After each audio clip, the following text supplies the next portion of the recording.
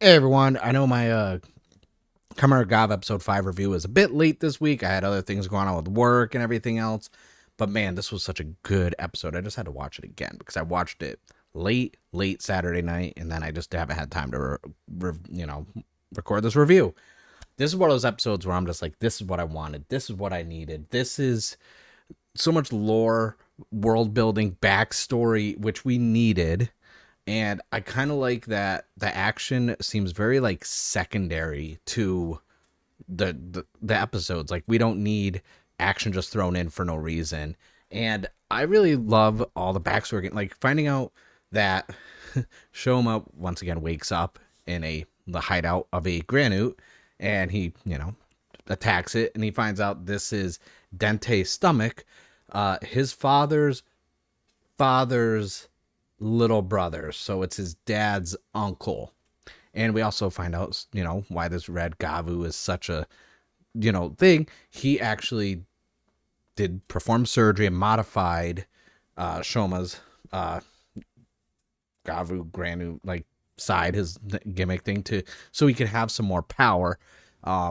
Realizing because he doesn't get minions like Stomach Inc. does, which was pointed out in one of my comments as a theory. I was like, oh, that does kind of make sense. It's been confirmed. The agents are basically the minions for the Stomach family. We also find out some more about these dark treats. Basically, this is like an illegal underground operation, them making the treats, and people still haven't figured out what's going on with those. So that's why they're trying to get better spice so they can bring in higher quality clientele to make more money, because they want to go into other avenues. And I'm like, okay, I'm digging this. I'm getting this. One of the things I'm really enjoying, because we are 5 episodes in, we're not technically getting a new gimmick or form every episode. Like today we got the Hari Hari chips, which were the hot potato chips. So it was just a modified version of the Zaku Zaku chip form, just with flaming swords. I actually really enjoyed that elements of it.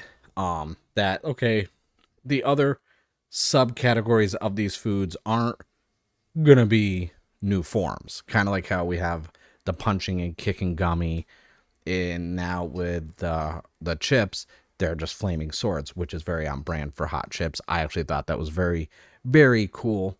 Another thing I really enjoyed about this, and something that I haven't put in my videos, but it was one of the things I'm thinking as I'm watching, is Hanto's journalist investigator boss. I was wondering if maybe he was going to be a Granute the whole time, and it turns out he isn't, because by the end of the episode, spoiler, he gets kidnapped by one of the Granutes. And I'm just like, this is getting really intriguing now for me. And also because it's the worst kept secret. Episode 6, we were getting the debut of Valen, and we got to see, I already forgot his name, the dude working on the changer for that with the chocolate gochizos. So I'm like, all right, I'm intrigued for the debut next week. This is going to be something that I'm going to be like, all right, I'm on board for this. I know a lot of people online have been saying this is very Showa era for show, for the stylization and the characters and that. I get that.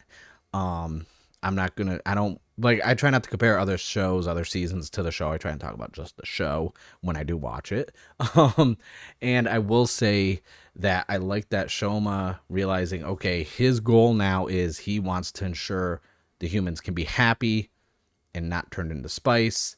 And so he's not traveling around anymore. He goes back to Amani and asks her, hey, can I work with you some more? I want to, I want to learn and figure out how to make people happy like she does. And I'm like, cool. We kind of have our trio complete, because, Hanto's getting information from her about sightings of the Kamen Rider or monsters. So I'm like, all right, this is our trio from our OP. They're finally centralized together. I did like the formula of the first 4 episodes of Shoma kind of like traveling around, learning about food and other people, like the elderly couple, Hajime, the little kid, stuff like that. So I kind of like that. I hope that's kind of a trend that will continue, but not every episode, because I like how he interacts and other people are teaching him about other food. Um, I'm intrigued about the whole backstory, more of the father and the mother's dynamic of the relationship, because with Dente talking to him, he's like, your father loved you, and when he saw the whole Red Gavv unit, he's like, that's the culmination of his genius and his father's love. And he's like, my father never loved me. Look how he treated us. He kept us prisoner, this and that. And we find out that Dente he invented the whole dark treats and the spice harvesting and everything like that. And what they were doing and keeping them separate in prisoner was kind of protecting them, because they were using Shoma's mother, I'm assuming because it was implied, that as kind of like their research for how the spices work. So I'm just like, okay, there's a lot here to unpack. And especially there is some animosity and some tension already in Stomach Inc. in the family, with the twins being reprimanded for basically not getting better quality spice, and the agents failing. And I forget his name. It's one of the older brothers. He basically flat out said, do I have to use my agents instead? So I'm wondering if his agents will be stronger, different looking. Like, I'm really intrigued about this whole minion thing, because we have the Gochizos now with Shoma, but it's like the agents is what I'm curious about. How do they technically summon them? Are they unlimited? Like, how does this work? How do they create them? All these questions I have, but it doesn't take away from what's already being presented in the show, because I'm still really enjoying what we're getting. It's like those things in the back of my head that I'm like paying attention to, like lines like, we knew Stomach Inc.